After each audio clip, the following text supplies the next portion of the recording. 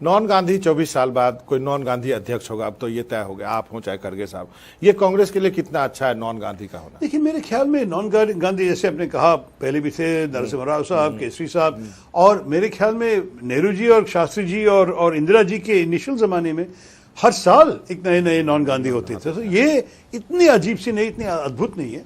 लेकिन अगर आपके चुनाव में आप ये भी आपके प्रश्न में ये भी है आपके मन में कि इस चुनाव के कारण क्या नया अध्यक्ष गांधी परिवार से दूर रहेगा, मैं ये भी कहूंगा कि वो बेवकूफ़ी होगी ये करना, क्योंकि गांधी परिवार के जो जितने योगदान है हमारे पार्टी में, ये तो हम इस्तेमाल करने चाहिए।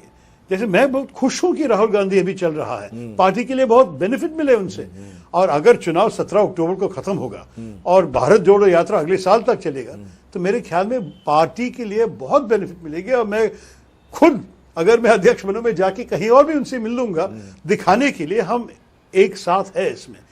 और मेरे ख्याल में इस विषय पे कोई फर्क नहीं है खड़गे साहब और मेरे साथ।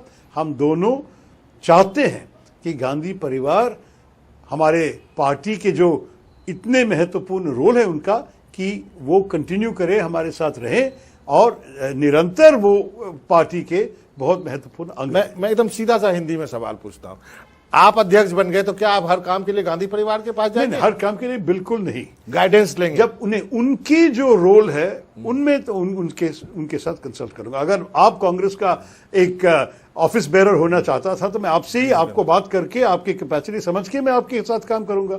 तो उसी प्रिंसिपल के साथ कांग्रेस अध्यक्ष अगर किसी को पार्टी में कुछ एक साथ काम करना चाहते हैं, तो उनसे बात करें, किस किस्म का रोल आप करना चाहेंगे, कैसे करेंगे, आप कितने टाइम देंगे हमें, क्या क्या आप चाहते हैं, ये सब समझ के एक अंडरस्टैंडिंग के बुनियाद पे आगे जाना चाहिए। कई लोग ये मानते हैं कि बीजेपी को सूट करता था यदि राहुल गांधी कांग्रेस के नेता बने रहे, तो अब इसलिए शायद ये बात गांधी परिवार को भी मालूम चल गया, इसलिए वो अपने आप को पीछे करना चाहते हैं। आप क्या? देखिए, वो तो उनसे पूछना पड़ेगा, बीजेपी से भी पूछिए और राहुल गांधी से भी पूछिए। मैं तो ये कभी नहीं कहूंगा कि हमारे लिए जो भी हमारे नेतृत्व देते हैं वो तो कांग्रेस के नेता है, हम उसको उसके बारे में कुछ नेगेटिव बोलना नहीं चाहूंगा कभी। क्या 2024 में बीजेपी को हराया जा सकता है?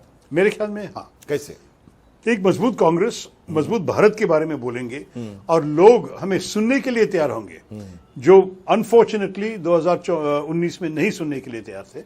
इस बार मेरे ख्याल में एक बदलाव दिखा के, एक परिवर्तन दिखा के हम उनको जाके बोलेंगे, हम देश को भी बदलेंगे। मेरे ख्याल में ये संदेश सुनने के लिए लोग तैयार हैं, क्योंकि वो जो महसूस किया अभी 8-8.5 साल में, और मेरे ख्याल में 10 साल में से ज़्यादा बेहतर नहीं होने वाला है, जो भाजपा के जो मिस गवर्नेंस हुआ है हमारे देश में, जो लोगों के उनकी ज़िंदगी में जितनी कठिनाई उनको महसूस करना पड़ा, उसके बाद वो कहेंगे कि देखिए अब कुछ और चाहिए।